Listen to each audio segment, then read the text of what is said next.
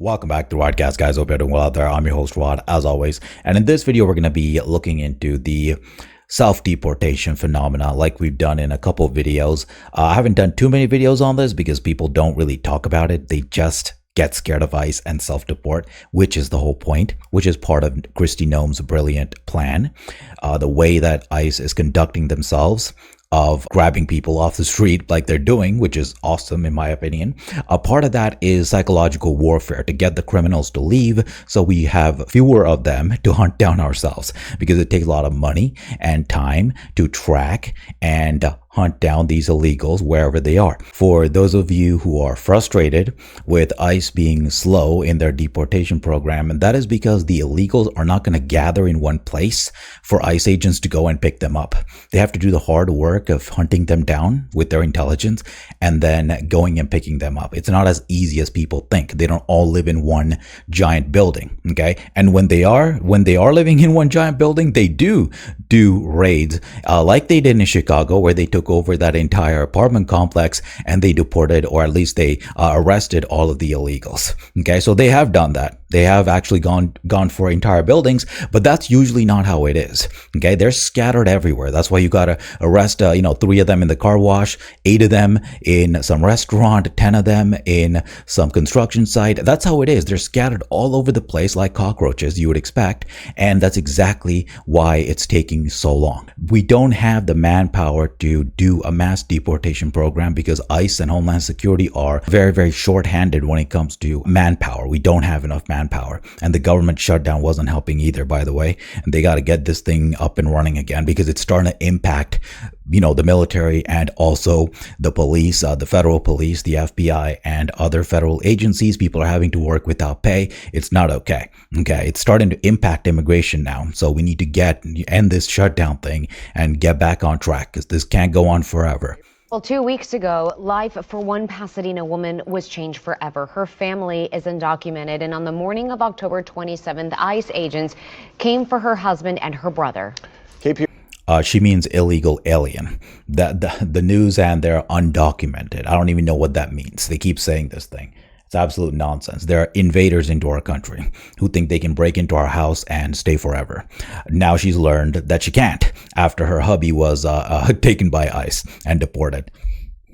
PRC-2 was in the neighborhood soon after they were taken into custody, and actually during the raid, those men have since been deported to Mexico, leaving behind their family, who's struggling to make it all work now, making plans, in fact, to leave everything behind to reunite with them.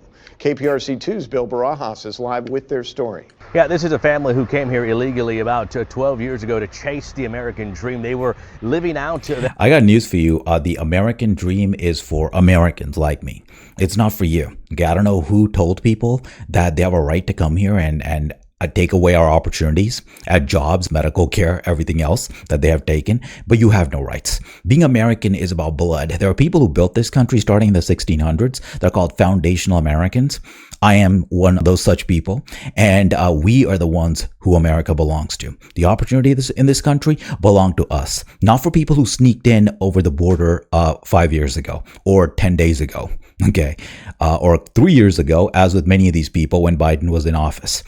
Okay, it is not for America, and the American dream is not for any of those people. The American dream is for me, people who were born here, whose ancestors built this country. We're the ones who are owed opportunities from this land, and we ourselves have to contribute to it as well. There are obligations on both sides. Just because we're foundational doesn't mean we can just coast. We have to work hard, and we do. But nevertheless, the opportunities here to work hard are for us, not for a bunch of foreigners who sneak in here or even come here legally. That's why I'm against legal and illegal immigration, because foreigners have no rights here. Okay, although the law has given them artificial rights equal to us, they are not equal to the people who built this country and their descendants. Okay, this is what the media and everybody in America, a lot of people in America, don't understand. The difference between Americans and foreigners.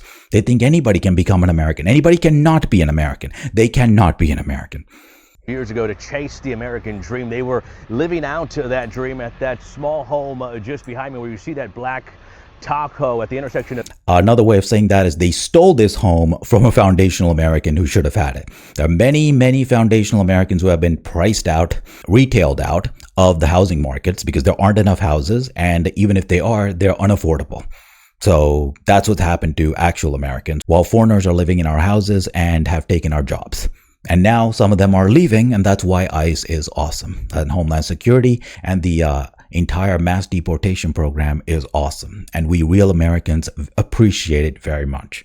Of Dade in West Houston in Pasadena, and then in an instant, everything changed. Margarita Barron's husband and brother were both deported within a week of being picked. See, when you speak with that accent, I want to throw up. Every single time you pronounce your names that way, you make me sick, and other Americans as well. And we want you to leave even more. So keep rolling those horrible R's and speaking in that Hispanic accent, and we will hate you more. Okay, I'm just telling you how things are. That accent is terrorism, and that's why Spanish shouldn't even be allowed in America. It's a disgusting, inferior language. From Spain, of course. The hideous place. And no, there is not that much difference between Spanish in Spain and Spanish in America. Okay, I had a high school teacher who was a damn Spaniard, and he understood the Mexicans just fine. So give me a break. ICE, a family member telling us today at the property when we visited that Barron was at the Mexican consulate's office today trying to figure out how she may be reunited. They are also looking into how they might be able to sell all of the possessions that they've been able to accumulate while in this country as they look to return to their home state of San Luis Potosí. They tell us their lives were turned upside down the moment ICE showed up at their door. We were with them in October as they tried to process everything. Video we obtained shows ICE agents arriving at their home, allegedly demanding that Barron's husband and brother surrender. Barron said they initially refused, but ICE told them they had no choice. Here she is speaking about it just hours after it happened back in October. No se entregaban. They say if they didn't turn themselves in, they would throw tear gas inside the home. Of course, not a word of English spoken. Why bother learning the language of the country that you want to live in? Eventually, the men came out and were met by federal agents who were waiting to cuff them and take them away. The family struggling to survive since, but have been able to get by thanks to neighbors and strangers who tried to donate what they can. We reached out to an ICE spokesman to get more information about what happened. They said it was a literal bleeding heart white people who are trying to keep the invaders of their country in their country by giving them money. This is what the left is up to. Okay, they can give money to a food bank, they can give money to homeless veterans, or a veterans program in general, but no. Why help Americans when you can help foreigners?